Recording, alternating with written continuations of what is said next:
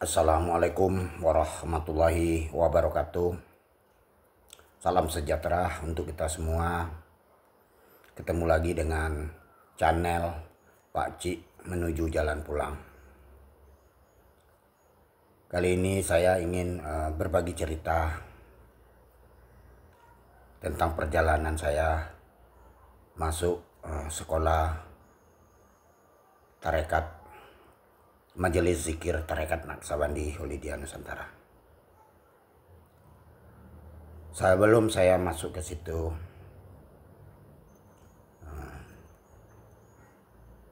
saya melakukan sholat 5 waktu sehari semalam berjamaah. Sebelumnya saya tidak tahu lebih mendalam apa itu agama dan apa itu sholat. Setahu saya sebelum saya masuk sekolah ini, agama itu adalah keyakinan dan juga ataupun kepercayaan.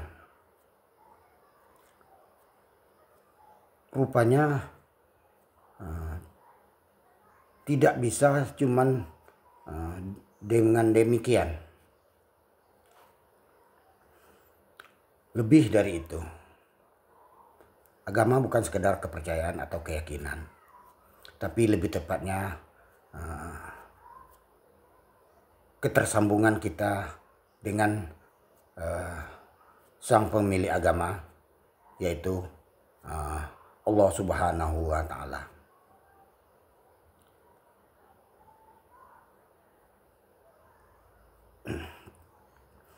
Jadi selama sholat juga demikian.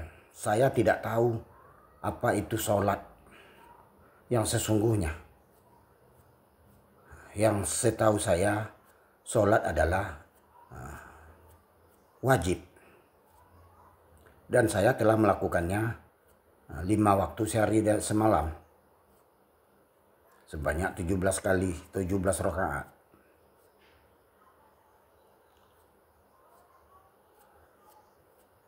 Itu dari yang saya tahu dari takbir sampai salam dan doanya. Itulah yang saya ulang-ulang, berulang-ulang itu yang saya baca sebagai mengugurkan kewajiban. Sekedar ikut-ikutan. Kenapa demikian? Saya tidak tahu sampai atau tidaknya, diterima atau tidaknya. Tapi di mimbar-mimbar keagamaan selalu menyampaikan dengan kata-kata mudah-mudahan diterima. Dengan demikian saya sudah mulai merasa ragu dengan kata-kata mudah-mudahan. Apa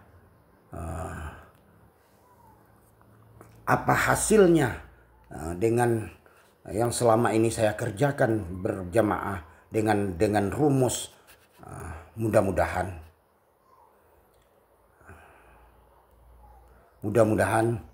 masuk surga, mudah-mudahan dapat pahala, mudah-mudahan diterima sama Allah.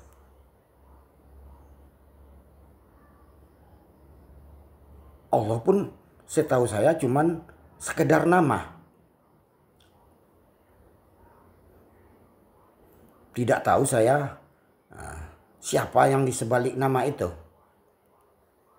Setelah saya merenung dan berpikir, apalah arti sebuah nama menurut saya kalau tidak tahu titik koordinatnya siapa yang punya nama. Dengan begitu saya berniat mencari dengan tekad yang kuat dan niat yang tulus.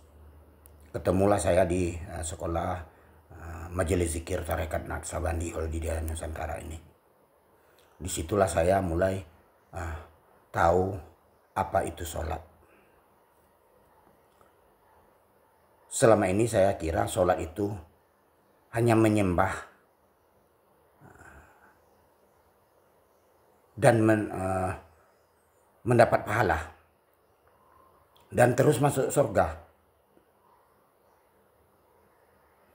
Tapi setelah masuk di sini, rupanya setelah saya belajar, sholat itu bukan menyembah, tapi disuruh atau diperintah untuk mengingat. Karena bukan saya yang mengatakan, ataupun bukan guru saya cuma menyampaikan, yaitu ada ayatnya di Toha 14. Sungguh aku ini Allah, dirikan sholat untuk mengingatku. Untuk mengingatku. Bagaimana cara mengingatnya? Saya tidak tahu.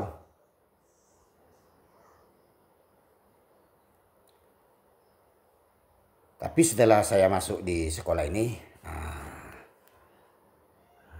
insya Allah guru saya menjelaskan secara rinci, jelas syarat dan rukunnya sudah diberikan. Tergantung saya atau kita sendiri bagaimana selanjutnya.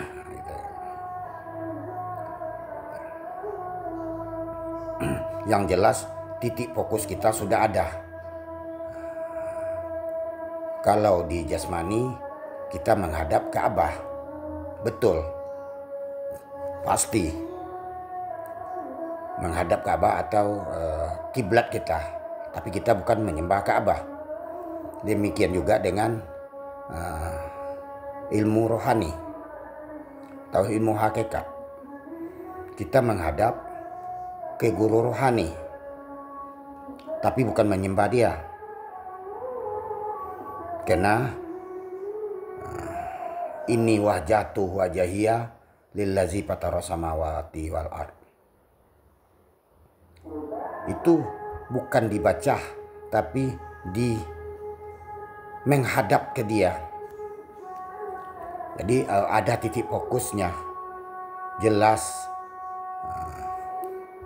Jadi setelah saya masuk di sini, tahu ibadah kita sampai di mana, perjalanan kita sampai di mana, makom kita di mana, kita tahu. Kalau masih kurang, kesalahan bukan pada guru kita, tapi pada kita diri kita sendiri. Berarti ada yang kurang. Berarti kita masih mengutamakan harga diri,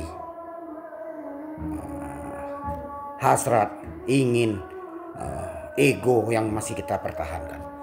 Sementara di sini melawan diri sendiri, baru akan ketemu jalan ini.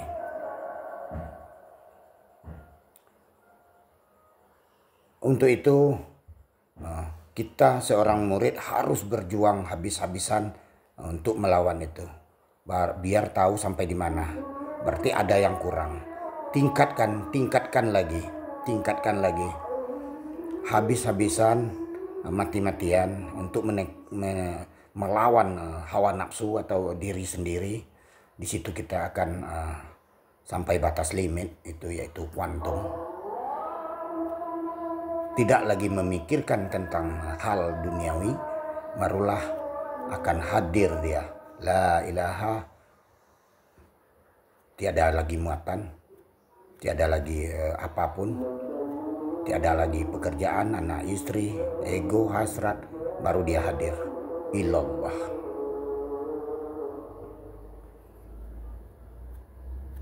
Sampai di mana makom kita tahu.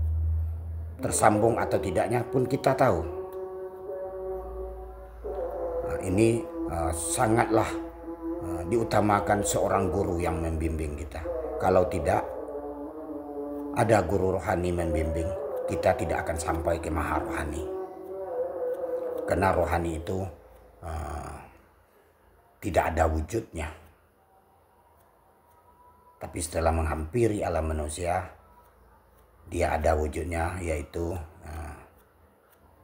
badan kasar jasmani kita sendiri. Jadi antara ilmu jasmani atau ilmu syariat itu tidak jauh dengan ilmu hakikat atau ilmu rohani, cara kerjanya. Cuman perbedaannya ilmu syariat atau jasmani pakai akal dan panca indera kita.